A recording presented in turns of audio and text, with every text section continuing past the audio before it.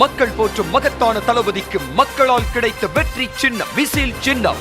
இது நம்ம சின்னம். இவன் YBM பாலாஜி, கொளத்தூர் தொகுதி, தமிழக வெற்றி கழகம். கமலஹாசன், ரஜினிகாந்த் ஒரு 47 ஆண்டுகளுக்கு அப்புறமா இணைஞ்சிருக்காங்க. அதாவது இந்த லைலாவை மஜ்னுவின் கண்களால் பார்க்க வேண்டும்னு சொல்லுவாங்க. ஸோ அந்த மாதிரி நார்மலாக நம்ம கண்ணில் பார்க்கும்போதே அவ்வளோ சூப்பராக இருக்குன்னா, ரஜினி ரசிகனுடைய கண்ணிலேருந்து பார்த்தீங்கன்னா எப்படி இருக்கும், கமல் ரசிகனுடைய கண்ணிலேருந்து பார்த்தா எப்படி இருக்கும். ரொம்ப ஒரு எக்ஸ்ட்ரானரியான அதுவும் 2 பெரிய நடிகர்களை வச்சு ஒரு படத்தை பண்ணணுங்கிறது பெரிய இது. அதை ஒரு 3 நிமிஷம் ப்ரோமோவாக காமிக்கிறதுங்கிறது பெரிய சவால். அதை எல்லாருக்கும் பிடிச்ச மாதிரி பண்ணுறதுங்கிறது மிகப்பெரிய சவால். ரொம்ப அழகாக கையாண்டிருக்கிறார் நெல்சன். கட்டாயமாக எல்லா கிரெடிட்டும் அவருக்கு தான் போய் சேரும். யாரு ஹீரோ?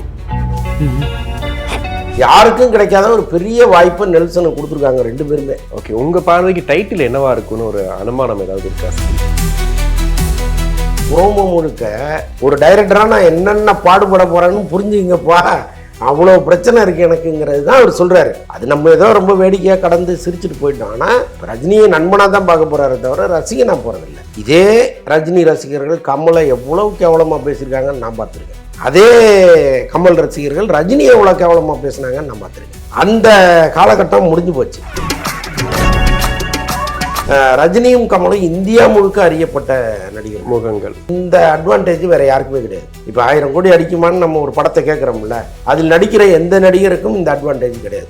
ரஜினிக்கும் கமலுக்கும் மட்டுமே தான் இருக்குது. அப்போ இவங்க 2 பேரும் நார்த் வரைக்கும் ஊடுருவாங்கன்னு வைங்க. ஒரு இங்கே தமிழ்நாட்டிலே ஒரு 1100 ஸ்க்ரீன்னா இந்தியா முழுக்க ஒரு 5000 ஸ்க்ரீன் போடலாம் அவங்களால. அப்போ கட்டாயமாக அதற்கான ஓப்பனிங், வசூல் எல்லாமே வந்துடும். சொல்ல முடியாது, முதல் முறையாக ஒரு 1000 கோடியை தொடுற படமாக இது மாறுவதற்கும் வாய்ப்பு.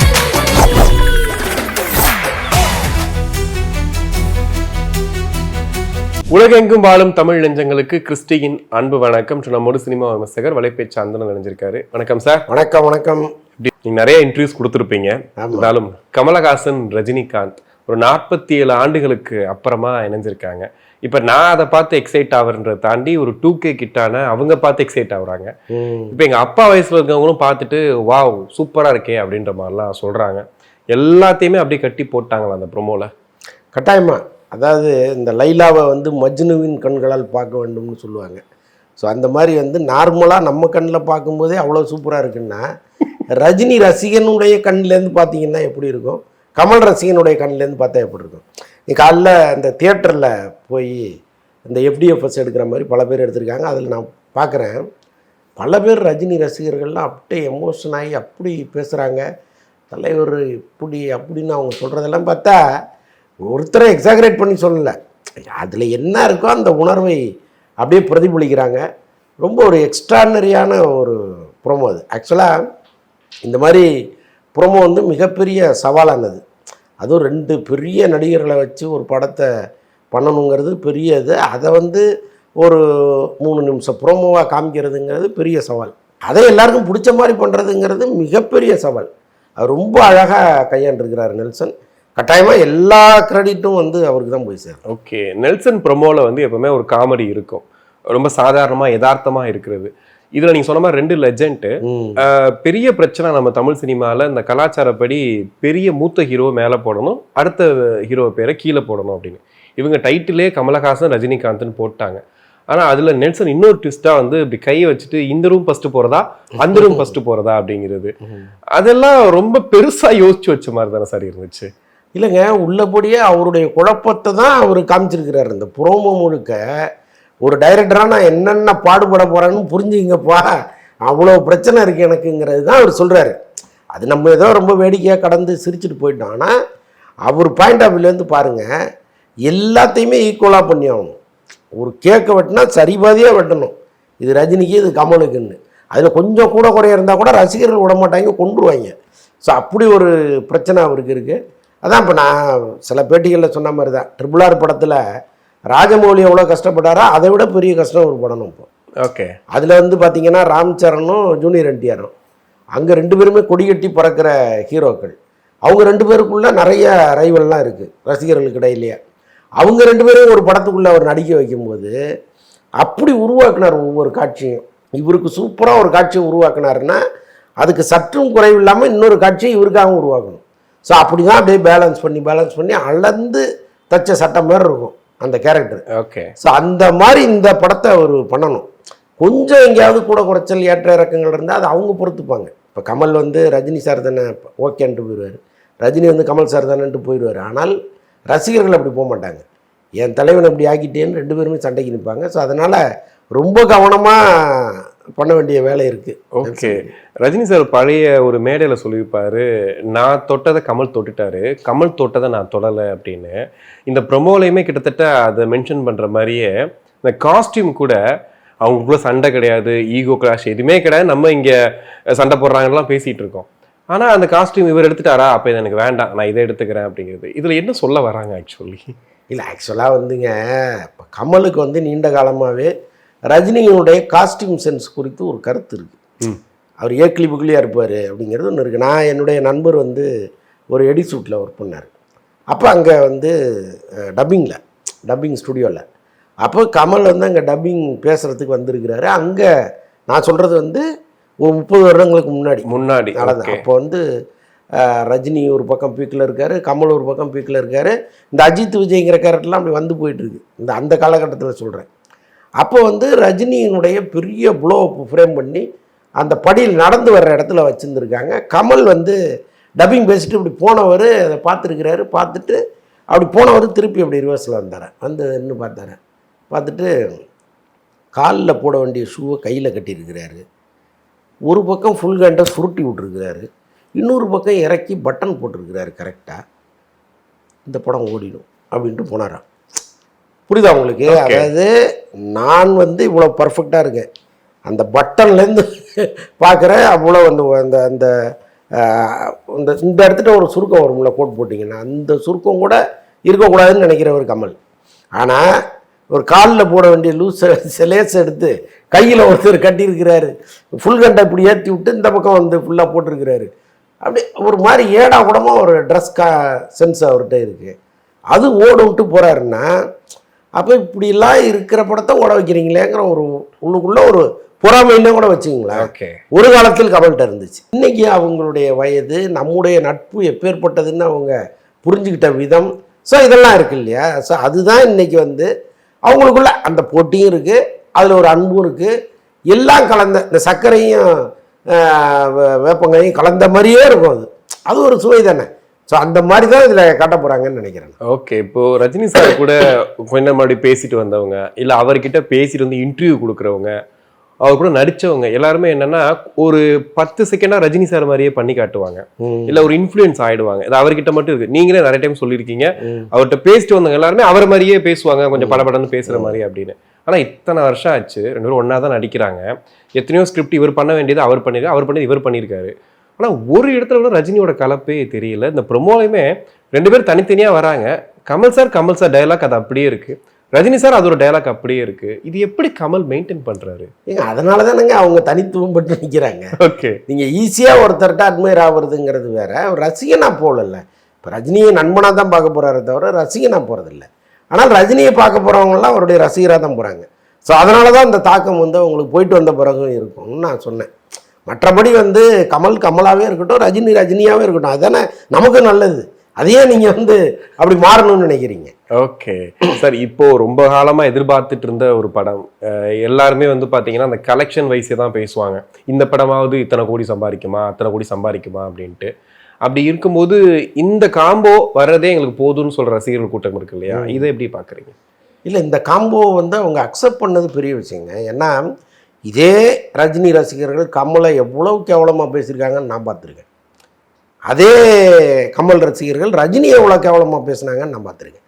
அந்த காலகட்டம் முடிஞ்சு போச்சு. ரசிகர்களுக்கிடையிலே ஒரு பெரிய பக்குவம் வந்துடுச்சு. அப்போ அவங்களுக்குள்ள ஒரு பெரிய பக்குவம், அன்பு இதெல்லாம் வந்திருக்குங்கிறத விட்டுருங்க. இப்போ இதை அக்செப்ட் பண்ணது ஒரு பெரிய விஷயம். அப்புறம் நீங்கள் இந்த கலெக்ஷன் கேட்குறீங்க, 1000 கோடி அடிக்குமான்னு எல்லா படத்தையுமே நம்ம வந்து தொடர்ந்து கேட்டுக்கிட்டே இருப்போம். ஒரு பெரிய படம் வந்துன்னா அது 1000 கோடி அடிக்குமான்னு கேள்வியை முன்வைக்கிறது ரொம்ப சாதாரணமாகிடுச்சு. ஆனால் இந்த படத்தை பொறுத்தளவுக்கு அந்த கேள்வி நியாயமானதுன்னு கூட நான் பார்க்குறேன். என்ன காரணம் அப்படின்னா, ரஜினியும் கமலும் இந்தியா முழுக்க அறியப்பட்ட நடிகர் முகங்கள்.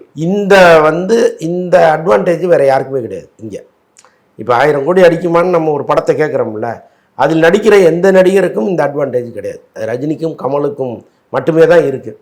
அப்போ இவங்க 2 பேரும் வந்து நார்த் வரைக்கும் போய் ஊடுருவுறாங்கன்னு வைங்க. ஒரு இங்கே தமிழ்நாட்டிலே ஒரு 1100 ஸ்க்ரீன்னா இந்தியா முழுக்க ஒரு 5000 ஸ்க்ரீன் போடலாம் அவங்களால, கட்டாயமாக முடியும்.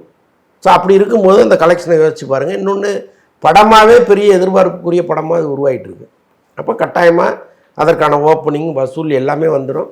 சொல்ல முடியாது, முதல் முறையாக ஒரு 1000 கோடி தொடுற படமாக இது மாறுவதற்கும் வாய்ப்பு இருக்குது. ஓகே, ஒரு விருது வழங்கும் விழாவில் நம்ம அதை பற்றி நிறையா பேசியிருக்கோம். நெல்சனும் அவர் கூட ஒரு ஃப்ரெண்டும் வந்துட்டு இருக்கும்போது பார்த்தீங்கன்னா பவுன்சர்ஸ் வந்து இந்த போங்க முன்னாடி தான் போங்கன்னாங்க. அந்த பீஸ்ட் ரிலீஸ்க்கு அப்புறமா ஜெயிலரே வந்து அவருக்கு பெரிய கம்பேக்கு சூப்பர் அப்படின்னு சொன்னாங்க. இன்னைக்கு ரஜினி சார் கமல் சார் 2 பேரும் உட்காந்துருக்காங்க, பின்னாடி நெல்சனும் அனிருத்தும் உட்காந்துருக்காங்க.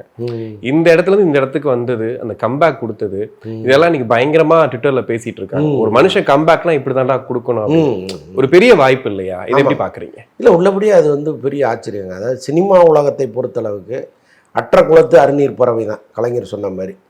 ஏதாவது இப்போ மீனுங்கன்னு கிடைக்கும்னா தான் பறவைகள் வருமே தவிர குளம் வத்தி போச்சுன்னா ஒன்றுமே வராது. ஸோ அப்படி தான் வந்து நெல்சன் அவங்க அண்டர் எஸ்டிமேட் பண்ணாங்க. பீஸ்ட்டுங்கிற ஒரு படம் ஓடல, விஜய் வந்து ஒரு பெரிய ஹீரோ, அந்த வாய்ப்பு கொடுத்த பிறகு அவர் சொதப்பிட்டார். இதற்கப்புறம் எந்த ஹீரோவும் அவரை வந்து மதிக்க போகிறது இல்லைங்கிறது தான் அவங்களுடைய கணக்காக இருந்துச்சு. ஸோ அதனால தான் அன்றைக்கி அந்த விருது விழாவில் அவர் புறக்கணிக்கப்பட்டார்னா அவமானப்படுத்தப்பட்டார். அதுக்கப்புறம் எல்லாருமே அதை ஃபீல் பண்ணாங்க. அப்படியே பாருங்கள், ஒரு ஜெயிலர்னு வந்து ஒரு அடி அடித்தோன்னா அப்படியே மொத்த கூட்டமும் அவருக்கு திரும்பிச்சு. இன்றைக்கி யாருக்கும் கிடைக்காத ஒரு பெரிய வாய்ப்பை நெல்சனுக்கு கொடுத்துருக்காங்க 2 பேருமே. அந்த கமெண்டெல்லாம் போய் பார்த்தீங்கன்னா எல்லாருமே ஏய் நெல்சா யாருக்கும் கிடைக்காது, உனக்கு கிடைச்சிருக்கடா, சொதப்பிடாதா, தலைவரை வச்சு செஞ்சிடாதரா அப்படின்லாம் போட்டுக்கிட்டு இருக்காங்க. அப்போ வந்து அவங்களுக்கே தெரியுது யாருக்கும் கிடைக்காத ஒரு வாய்ப்பு நெல்சனுக்கு கிடைச்சிருக்குன்னு. மற்றவர்களுக்கே தெரியும் போது நெல்சனுக்கு எப்படி இருக்கும்? அப்போ அவர் இன்னும் கவனமாக அந்த வேலையை செய்வார். இன்னொன்று, இந்த படத்தை பொறுத்தளவுக்கு கமலுடைய பங்கு வந்து பெருசாக இல்லை. அவர் என்ன சொல்லிட்டார், ரஜினிக்கு பிடிச்சா ஓகே, நீ எனக்கு பிடிக்கணும்லாம் எதிர்பார்க்காத, நீ அவர்கிட்ட போய் சொல்லு, அவர் ஓகேன்னா ஓகே தான்ட்டார். அதே மாதிரி ரஜினி வந்து அவருக்கு முழு மனதோடு இந்த படத்தை பண்ணலான்னு சொல்லிட்டாரு.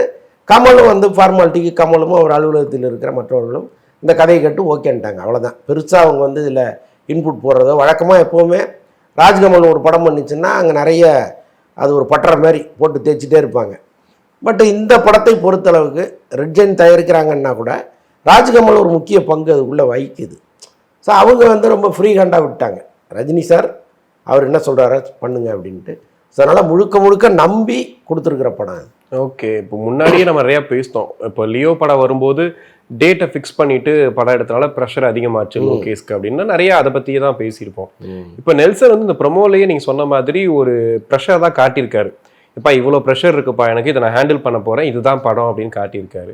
அந்த ப்ரெஷர் வந்து இப்போ இருக்குமா அவருக்கு? ஆக்சுவலி இப்போது படம் போயிட்டு இருக்கும்போது ப்ராசஸிங்கில் அந்த ப்ரெஷர் இருக்குமா அவருக்கு? இல்லை, அந்த ப்ரெஷரை வந்து அவர் எப்படி கன்வே பண்ணுறாருன்னா, இவ்வளோ பெரிய ரசிகர் கூட்டம் இருக்குது, நான் எதுவும் தப்பு பண்ணிடக்கூடாதுங்கிறது தான் அதை சொல்ல வர்றாரு அவர். ஒருவேளை அப்படி ஏதாவது நடந்துச்சுன்னா நான் ஆரம்பத்திலே சொன்னேன்ல அப்படின்னு கூட சொல்லிட்டு போயிடலாம். இவ்வளோ பிரச்சனை இருக்குது பாரு, இவ்வளோ பிரச்சனை இருக்குது அப்படின்ட்டு. அதனால் நடக்காது, அது வேற விஷயம்.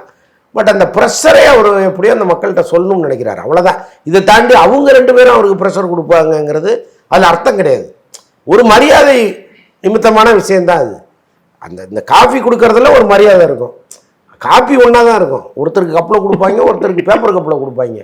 அங்கேயே வந்து யார் பெரியவர் யார் சின்னவருங்கிற காஃபி தான். ஸோ காஃபி ஒரே காப்பி தான். ஸோ அந்த மாதிரி அந்த மரியாதை கொடுக்குறதுல ஏதாவது முன்ன ஆயிரப்போகுதோங்கிறது தான் அவருடைய கவலையாக இருக்கும்.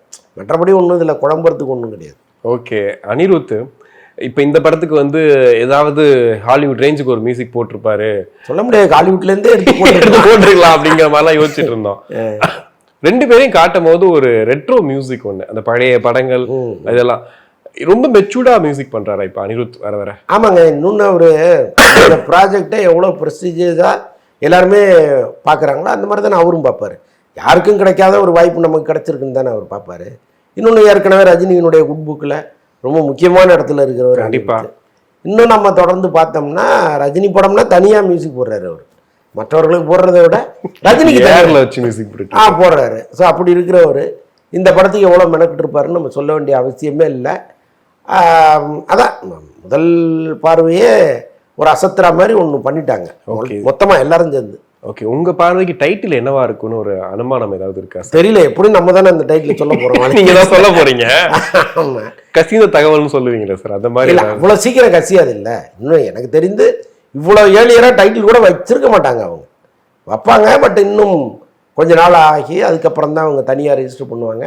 கட்டாயமாக ராஜ்கமல் பேரில் பண்ண மாட்டாங்க, ரெட் ஜெயின் பேரில் பண்ண மாட்டாங்க. ஏதோ புதுசாக ஒரு கம்பெனி பேரில் ரெஜிஸ்டர் பண்ணி அப்புறம் அவங்க எழுதி வாங்குவாங்க. அவ்வளோ கதைகள் நடக்கும். ஓகே, பார்ப்போம். எப்படி இருந்தாலும் இந்த அப்படி நெருங்க ஒரு கட்டத்தில் அது ரிவீல் ஆகும். கண்டிப்பா. இப்போ கமல் சார் வந்து ஏதோ ஒரு கஷ்டத்துல இருந்தாரு, கடனில் இருந்தாரு, அவருக்காக ரஜினி சார் படம் பண்றாரு அப்படின்ற மாதிரி டாக் நம்ம நிறைய பேசியிருந்தோம். இப்போ இன்னொரு பக்கம் வந்து சொல்றாங்க, ரெட் ஜெயண்ட் வந்து 2 பேரையும் பிடிச்சி இப்போ அவங்க படம் பண்றாங்க, இப்போ அவங்களோட இதுக்காக தான் பண்றாங்க, இந்த ஆட்சி அதிகாரத்தெல்லாம் பண்றாங்க. இந்த கான்ட்ரவர்சி எல்லாம் எப்படி பாக்குறீங்க? இல்லை, ரெண்டுமே கிடையாதுங்க. கமல் வந்து கஷ்டத்தில் இருந்தது உண்மைதான். அது எப்படின்னா ரொம்ப முன்னாடி ஆக்சுவலாக இந்த விக்ரம் படத்தையே ரஜினி பண்ண வேண்டியது. லோகேஷ் கனகராஜை கூட்டுக்கிட்டு கமல் போய் ரஜினியை பார்த்தது உங்களுக்கு தெரியும். அப்போது ரஜினி வந்து அந்த படம் பண்ணுறதுக்கு முன் வந்தார். அப்போது கமலுக்காக ஒரு டேட்டு கொடுக்க வந்தார். என்னென்னா ஒரு பெருமளவு சம்பளத்தை குறைச்சிக்கிட்டு ராஜ்கமலுக்கு இது ஒரு பெரிய லாபத்தோடு அந்த படம் போய் சேரணும்னு நினச்சி தான் அவர் முன் வந்தார். அப்போ வேற ஒரு தயாரிப்பாளர் வந்து கமலோடு இணைந்து அதை பண்ணுறாருங்கும்போது நான் முழுக்க கமலுக்கு பண்ணணும்னு தான் நினச்சி வந்தேன். வேற ஒரு தயாரிப்பாளர் வரும்போது எனக்கு அதில் ஒரு செகண்ட் தாட் இருக்குன்னு சொன்னோடனே கமல் வந்து ஒரு மன வருத்தத்தோட திரும்பிட்டார். இதுதான் நடந்த கதை. அன்னைக்கே அவர்கிட்ட வந்து ஒரு பண தேவை இருந்துச்சு. அதுக்கப்புறம் விக்ரம் படத்தில் அவரே நடித்து அவர் மிகப்பெரிய பணத்தை அதில் பார்த்தார். சினிமாவில் இத்தனை வருடம் அவர் பார்க்காத ஒரு பெரிய பணத்தை அந்த ஒரு படத்திலே அவர் பார்த்துட்டாரு. அதுக்கப்புறம் தக் லைஃப்லாம் பெருசாக போகலைன்னா கூட தக் லைஃபுக்காக அவர் எங்கேயுமே கடன் பண்ணல. யாரெல்லாம் அந்த படத்தால் பாதிக்கப்பட்டார்களோ லாஸ்ட்டோ எல்லாரையும் வர வச்சு கமல் உடனுக்குடன் பணத்தை செட்டில் பண்ணிட்டார். எங்கேயுமே அவருக்கு கடன் கிடையாது. இப்போ வந்து கமல் ரொம்ப ஹாப்பியாக இருக்கார். கடன் பட்டார் நெஞ்சம் போலலாம் அவர் இல்லை. அப்படி இருக்கும்போது ரஜினி வந்து கை கொடுத்து கமலை கரையேற்றி விட்டாருன்னா பேச வேண்டிய அவசியமே இல்லை. இப்போ அது நட்பு ரீதியாக நடக்கிற ஒரு விஷயம். ரஜினி வந்து அன்னைக்கு நம்ம வேணான்னு சொன்னோம், இன்றைக்கி வந்து யாரை நம்ம வேணான்னு ஒரு தயாரிப்பாளர் சொன்னோமோ அவர் தான் ரஜினியோடு கமலோடு ரொம்ப நெருக்கமாக இருக்கார். கமலின் வலதுகரமாகவே அவர் இருக்கார், நல்ல மனிதராகவும் இருக்கார். அப்போ பண்ணுறதுல தப்பு இல்லைன்னா அவர் உள்ளே வர்றார். ஏதோ ஒரு வகையில் அவங்க ஒரு பார்ட்னராக இருக்காங்க. ரெட் ஜெயின் மட்டும் வெளியில் தெரிகிற ஒரு பேனராக இருக்குது. ரஜினியை பொறுத்தளவுக்கு அதுலேயும் அவருக்கு ஒரு பெரிய நெருடல் இல்லை. ஆக மொத்தம் இதில் எந்த பிரச்சனையுமே இல்லை, ஹாப்பியாக ஒரு படம் பண்ணுறாங்க. ஓகே, ராஜீவ் மேனன் இவ்வளோ ஆண்டுகள் கழித்து டிஓபியா அதில் வராரு. பர்டிகுலராக அவரை சூஸ் பண்ணதுக்கு என்ன காரணம்னு நினைக்கிறீங்க? இல்லைங்க, இப்போ பிசி ஸ்ரீராம், சந்தோஷ் சிவன் இந்த மாதிரி பெரிய கேமராமேன்கள் உள்ளே வந்தால் தான் இந்த பெரிய லெஜண்டுகள் 2 பேரையும் கரெக்டாக அது படப்பிடிப்புங்கும்போது அது ஒரு பெரிய ஆர்ட். அதில் வந்து நீங்கள் கொஞ்சம் அனுபவ குறைவோடு ஏதாவது நடந்துக்கிட்டால் கூட அது எங்கேயாவது ஒரு இடத்துல சிக்கலை ஏற்படுத்தும். அப்போ இந்த மாதிரி பிசி ஸ்ரீராம் மாதிரி ராஜீவ் மேனன் மாதிரி ஆட்கள் உள்ளே வரும்போது அது ஹேண்டில் பண்ணுறது ரொம்ப ஈஸி. ஸோ அதுக்காக தான் நெல்சன் வந்து அவரை உள்ளே வர வச்சுருக்கிறாரு. இன்னொன்று தனியாகவே இருக்கும். ராஜீவ் மேனன் கேமராங்கிறது தனியாக ஒரு பெயிண்டிங் மாதிரி இருக்கும். அது ஸோ அதுவும் கூடுதல் காரணம். ஓகே, கண்டிப்பாக. எப்போ ரிலீஸுங்கிறது இப்போ வரைக்கும் சொல்லலை. இதுக்கு முன்னாடி வந்து தீபாவளி ரிலீஸ் அந்த மாதிரிலாம் சொன்னாங்க. அந்த மாதிரி எதுவும் ஐடியா இருக்குமா சார்? இல்லை, இந்த படத்தை வந்து 2027 தான் முதல்ல ஷூட்டிங் ஆரம்பிக்கிறதா சொன்னாங்க. இப்போ என்னென்னா இன்னும் கொஞ்சம் ப்ரிப்போன் பண்ணி செப்டம்பர்லேருந்து ஷூட்டிங் போகிறதா ஒரு தகவல் இருக்குது. இப்போ செப்டம்பர்லேருந்து போனாங்கன்னா தெரியல, பட்டு இன்னும் முன்னாடி வர்றாங்க.